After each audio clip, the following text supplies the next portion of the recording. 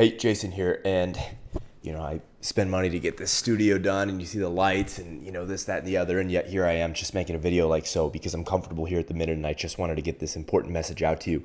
Dealing with doubt is the founder of a startup, something I can speak very, very deeply about because I've dealt with it in an intense way in my own life.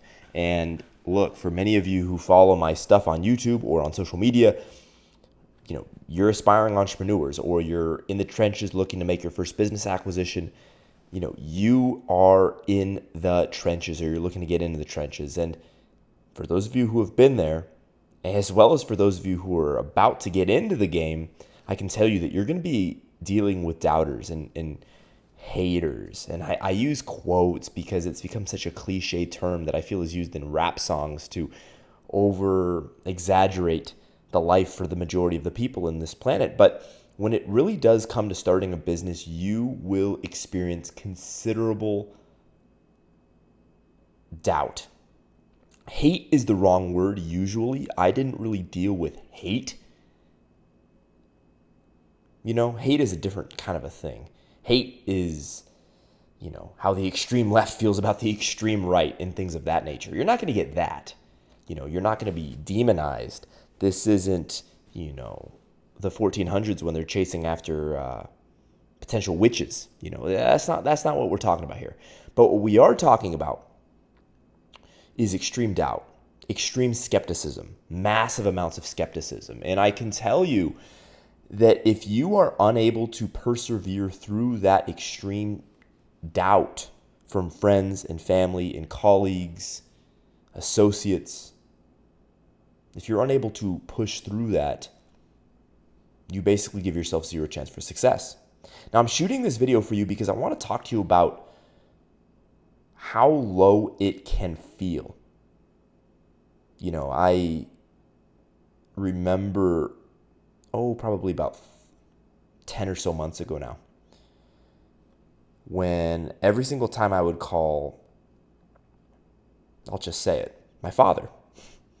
And I very much doubt my dad's going to see this video. He's not much one to watch my YouTube channel or anything I post on social media. But on the off chance that my father sees this, he and I are in a good place now. But around this time last year, every single time we spoke, there was a major argument. And that happened instantly. It wasn't 90 seconds when we would speak on the phone. And immediately, he became stressed, nervous, started doubting. And he's a good man. My dad's I love my father to death. This is not a video about me talking about, having a tough relationship with my dad. I have a wonderful father. He's actually my entrepreneurial mentor in many ways. I learned about small business from him, working in his shop from the age of 12 to 20. But the reason he was so skeptical of what I was doing, well, there's a lot of reasons. But one was I didn't have a lot of industry experience, which was true and a valid reason for his skepticism. Two was he knew the risks of entrepreneurship, and I don't think he wanted me to go through the things he went through. And there are other reasons, and I'll leave those out because they become more personal perhaps. But I bring up this quick story because it's the people closest to you that are often the most difficult to deal with, at least in the short and medium term when you're getting your startup off the ground or trying to. Right? And that's the point. That's what you're going to hear from friends and family and colleagues and associates. And look, let's be honest. It's the colleagues and associates that are easier to brush off. That random person that you used to work with, or that individual that you sat next to in chemistry class back in college. Those are pretty easy people to shake off. Right? People on Facebook, not a big deal. But what about when your mother, your father, your closest uncle, the grandmother that you love so much? What happens when these people start really doubting you? And be ready for it. I'm not saying to expect it, but don't be shocked if the people closest to you are the ones that are the most stressed, the most uncertain, share the most doubt, are the most skeptical. There's a good chance that occurs. There's a good chance that does occur. It happened in my life. I mentioned my father, the person I literally look up to as much as probably anyone in business, at least that I know personally. And a person, just as close to me as anything, as my father. Tons of doubt, tons of skepticism, thought I was absolutely crazy. He's an outspoken guy, so every single time we'd speak, within 60 seconds, we were ready to rip each other's necks off. That happened for 6 months, maybe 4, but for 4 to 6 months. Basically could not talk to my father. Again, my entrepreneurial role model growing up. And so what's the point? I'm not here, don't feel bad for me. So far, I'm doing all right. I'm doing a lot better at this time in January of 2020 than I was in January of 2019. I took risks in 2019. I'm shooting this video in the beginning of 2020, and I can sincerely say those risks paid off, and now I'm looking to take more smart risks, not stupid risks. And that's one thing you need to articulate to friends and family. Hey, look, I'm not just taking goofy risks here. This isn't roulette. This is calculated. This is measured. And one thing I will say to you is, as you start making progress, and as your friends and family that are really doubting you at the beginning, as they see you proceed anyways, they realize, man, this individual is persistent and committed and will not give up. And then as you proceed and start to make some progress, maybe you haven't done your first acquisition yet, but you've built a great team, and now you're in negotiations with a couple of different potential sellers, right? You're on the path towards success. And as they see you persevere, and as they see you take massive action, and as they see you move forward in a measured approach, some of those individuals that were really doubting you in the beginning may actually become fans, supporters, and actually in the end, they may be clapping the loudest at the end, which is kind of a weird thing to go through, but that's what happened for me. My father was very, very, very happy when I was able to make our first business acquisition on August of 2019. Back in January and spring of 2019, he was nervous as hell. We couldn't even talk without it being very uncomfortable. 6 months later, he was happy as a clam. It was relief in part, and he was still a little nervous. He knew that, we used considerable leverage to make the acquisition. And so, he still has some level of doubts, and he still shares his insight, and I always listen to him. Here's one thing to remember too. The people who are skeptical or doubting or questioning you, listen to what they're saying. They probably have a lot of good insight to say. Not always. If they don't know lick about business, then okay, maybe you just in one ear out the other, right? You basically ignore it. But in the case, I'll use again the example of my father. He's been running a business he ran a business. He sold his business several years ago, but he ran a business for at least 15 years, maybe 25 even. There was a time where he was in a partnership where he was either the number one or the number two of a small to medium-sized business, and then he had his own shop for 15 years, did well for himself, right? He understands payroll and cash flow and insurance and all the, a lot of the different things that matter in business. So he gave me a lot of great insight. And with his skepticism and doubt came nuggets of insight. And that's something I realized after a couple of times when we were talking over the phone, and he was so nervous and skeptical and doubting me in the early stages. But I realized, I know Pops is nervous as hell, and he's not up for what I'm doing right now, right? I know he's not interested in the path I'm taking. I know he'd prefer I took a more traditional path. Okay, but let me listen to the things he's saying specifically and see if I can learn from them. And once I came at it from that approach, because at the beginning I just wanted to argue with him. Dad, let me do my own damn thing. I'm going to do my own damn thing. I'm not a kid. I'm living my own damn life, Dad, and it'd be great if you'd support me, but I'm doing this. And of course it's, I understand that, son, but damn it, you got to think about this, you got to think about that, and are you crazy, and this, that, and the other. When I stopped arguing with him, and when I started listening and thinking, okay, what can I learn from this man? This man wants what's best for me.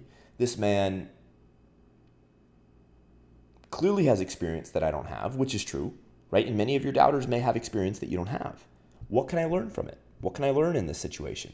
When you come at it from that perspective, a couple of things happen. One, you start thinking about potential pitfalls that otherwise you may have fallen into, and literally those pitfalls could have caused you to fail.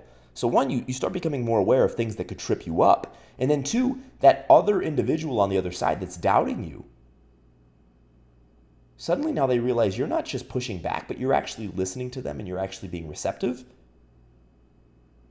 It can change the relationship for the better. And that's precisely what occurred with my father. By late spring, early summer, I was listening to him a lot more, and suddenly we started working together. All right, son, look, I can tell you're going for this thing. Okay, here's a couple of things to watch out for. Consider the capital expenditures when you buy this thing, right? Think about this, think about that. Think about insurance. What are your insurance costs now? Be careful, be smart. Think about this, think about that, right? I started learning. He and I started having a much more positive relationship. He started becoming somebody that was in my corner.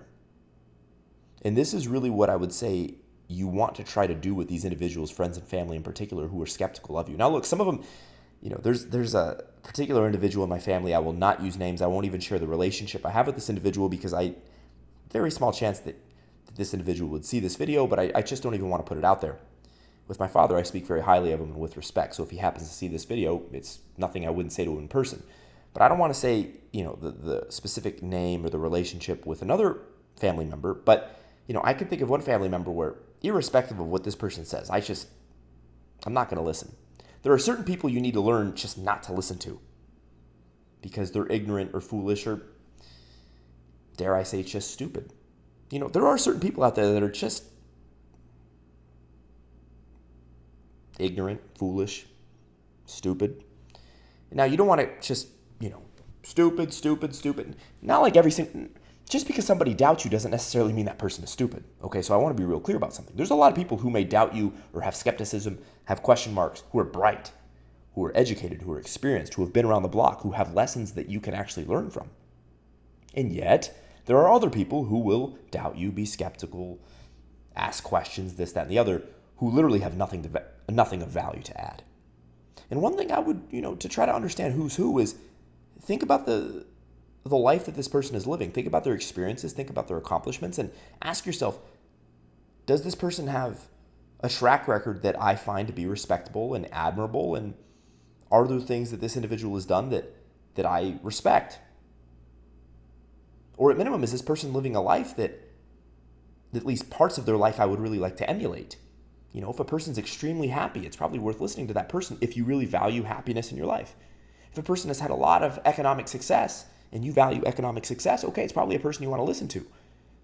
But if you're talking to a deadbeat, unhappy, lazy, unmotivated, low ethics, low principles, low character, lacking all these things, and yet they're giving you all this advice, that's the kind of person I sincerely believe in 1 year, out the other. Don't even associate yourself with that type of a person for any longer than you have to. At least that's what I tend to do, and I think that's good advice. You can't get rid of your family. Your family is your family. Yes, you can move across the country. You can, block every family member. Like, you can take drastic measures, and certain people believe that's the right approach. I'm personally very, very much a believer that blood is thicker than water, and I love my family to death. So I never for a second took the approach of cutting off my family. However, I did share with my father at a couple of key points, hey, look, Dad, right now as I go through this very key juncture in my life, as I take these considerable risks and look for considerable upside, if all you have to say is that you think I'm crazy and stupid, and he didn't quite use those words, but pretty close at the beginning especially, basically I had to tell him, hey, look, if you continue to simply say to me that you think I'm crazy and stupid, then I may just not be able to talk to you for a while because I can't be dealing with that negativity when I have so much on my plate. We'll catch up and grab a beer once I get this thing done. And that was a message I delivered, and it was a fairly harsh message, and I recall that it didn't go over super well at first, but, it wasn't meant to be a threat. It was simply meant to be a protection of my own ambitions, a protection of my own ability to focus on things that matter, because I'm somebody that's very much a family person. The opinions of my family, they do affect me. It's the one cohort, the one group that really influences me. I could have somebody off the street tell me that you're a sack of dirt and, you don't deserve to be alive. And this, okay, I don't care. I don't know this person. I can have people on the internet, and they do all the time, tell me, you're a fool, you're a jackass, you're this, you're that. Water off a duck's back. I don't care. You don't know me, I don't know you. The opinions of random people on YouTube, random YouTube comments or Reddit comments, not going to exactly shake my day up. Even associates or acquaintances that don't really know me, don't really care. That's me. You have to understand how you respond to things. But, family is a touchier subject. And so if there are family members or a specific individual that's very close to you that simply cannot stop being negative repeatedly, then I do implore you to create some form of boundary. And I would use the warning system first. Hey, look, so-and-so who's very close to me, in this case, it was my father. I remember we were sitting in his family room. I was there. There was a fire going, and we were talking, and he had a lot of skepticism over the last couple of months. And I let him know, hey, look, I love you to death. I appreciate all the insight you've given me. I appreciate that you're concerned for my well-being. I also appreciate my path, and I'm going to damn well do this or die trying. And it's not a matter of if, it's a matter of when I do this or die trying. So I need you to stop telling me all of these repeated negative messages. Otherwise, I'm going to have to basically just isolate myself from all that negativity until I get this thing through. Because if I'm taking in all of your negativity and I'm focused on this path, my odds of success are going to go down considerably, and then we're going to have a very awkward situation, and I don't want that. So, I understand you want to be honest and transparent with me about how you feel and that you think I'm crazy and this, that, and I respect that. But I also have self-respect for my own ambitions, and so for that reason, I just have to ask you, Dad, if you're going to have to keep being negative and tell me I'm crazy, then I'm going to have to keep some more separation between the two of us until I get this thing through. So why don't we just drop it? Or you know what I'm going to have to do? That's how I handled it. It was a fairly difficult conversation, to say the least. But the message was received, and from that point on, what I then did is I said, look, why don't we just be in collaboration on this thing and share all the things that you think I should watch out for. Give me all the insight that you have about roadblocks I should avoid and pitfalls to watch out for and things of that nature. And why don't we just work in that capacity if we're going to talk business? Because he and I are both very business-minded, so we tended to talk a lot about business. And that's ultimately exactly what occurred. And like I said, now we have great rapport. I talk to him 2, 3, 4 times a week. Quick little phone call. How you doing, Dad? This, that, the other. A couple of jokes. And we're good. So that's kind of the closing message I guess I'll leave you with is just because these relationships get really dodgy or tense or intense for a period of time with friends and family, people that are really close to you, when you start this process of starting a business, and being the founder of a startup, just because it's really intense in the initial stages doesn't mean it will always be that way. You've heard the old kind of cliche, this too shall pass. I don't know if that's out of the Bible or what, but it's cliche, but it's wisdom. This too shall pass. Whatever you're going through, this too shall pass. It's snowy and rainy, well, it'll pass. Spring is around the corner, right? It's true. And so just remember that. Don't get me wrong, it's tough as hell starting a business. It's not for the faint of heart. It's not for the faint of conviction. You have to have a huge set of reasons why you want this business to be a massive success, whether it's because of the financial upside or the impact you're trying to create or what have you. That's for you to determine as an entrepreneur. Why are you doing this? You better be really damned clear. You better be extremely excited about why you're getting into this business, why you're starting this business, because dealing with the friends and family and those doubts, that's only one small part of the big equation. That's only one small piece. We could go for another 45 minutes. Heck, we could go for another 45 hours articulating every single problem and difficulty and challenge and stressor that you're going to face as an acquisitions entrepreneur, as the founder of a startup. Whether it's, selling your team or selling banks or potentially selling investors if you go down that route, or convincing sellers that you're a legitimate deal maker, whether it's dealing with the stress of knowing you got to pull this off or else, it's tough. The family piece is just one small part of it. But if you can handle the family piece and ensure that the wheels will stay on the track no matter what friends and family throw at you, that gives you a big leg up. And I think many, many, many entrepreneurs get knocked off the tracks because friends and family just so viciously question them that the entrepreneur loses confidence in him or herself, and then they fall off the wagon. And to me, that's a shame. it's a shame because for me personally, I love business. I love being the founder of a startup, and we're no longer a startup. We have a seven-figure asset under management. We're looking to acquire many more in the coming year, much less decade. So, I'm no longer the founder of a startup. I'm the founder of a company now. But those startup days, I'll always remember them, and I'll think of them fondly. And it's a truly challenging but incredible time. And for somebody who's super ambitious and confident in their own abilities to go make things happen, or somebody who even just, maybe you don't have all the confidence in the world, but you're going to find a way, even if you're scared as hell through the process. And by the way, you will be overwhelmed and scared. And I don't know a single entrepreneur who's actually started a business who hasn't felt completely overwhelmed and at some points pretty much terrified along the way. Unless if you come from massive inheritance, or if unless if you were given some massive leg up. And I'm not being critical of individuals who are quote unquote lucky enough to get that kind of 1% opportunity. In some ways, those individuals will never get to experience the true come up of a real entrepreneurial journey. So in some ways, I actually kind of feel bad for them. Though, of course, while they, were 8 years old on the yacht, they probably feel bad for me. So, we each have our own path. But look, it's fulfilling as hell. And I just would never want somebody who otherwise could have been a great, successful, happy founder of a startup to not get it off the ground because family pulled them down. So we talked about ways you can get about that. For one, be ready for it. 2, in 1 year, out the other.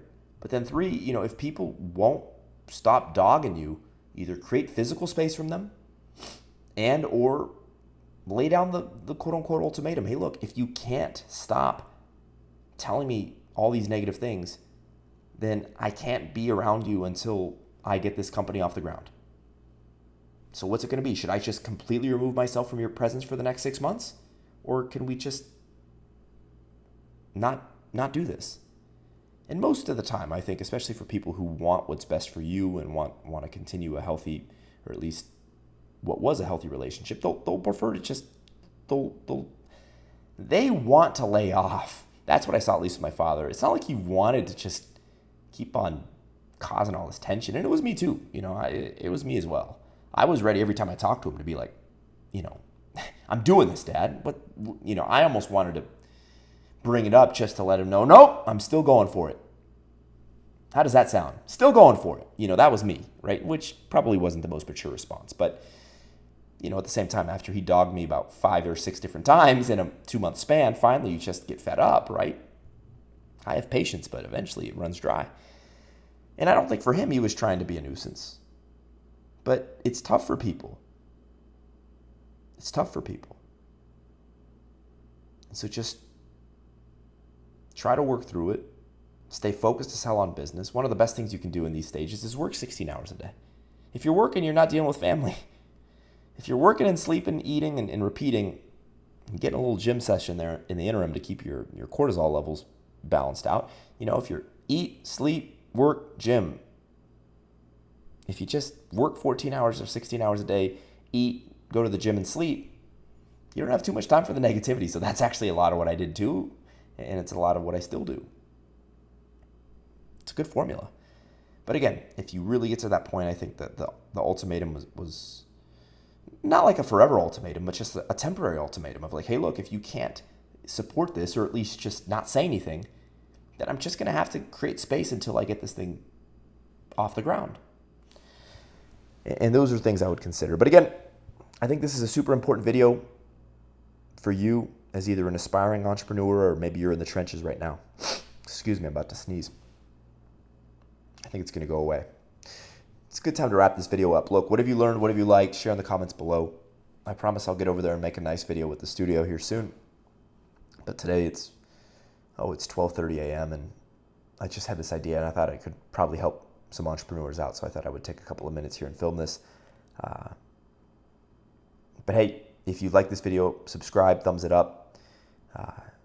Follow me on Instagram as well, @JasonPaulRogers. If you want to see behind the scenes stuff, I put some great stuff out on Instagram in my humble opinion. If you're an entrepreneur, definitely follow me there. And otherwise, I wish you success. Have a great night or a great day. from wherever you're watching.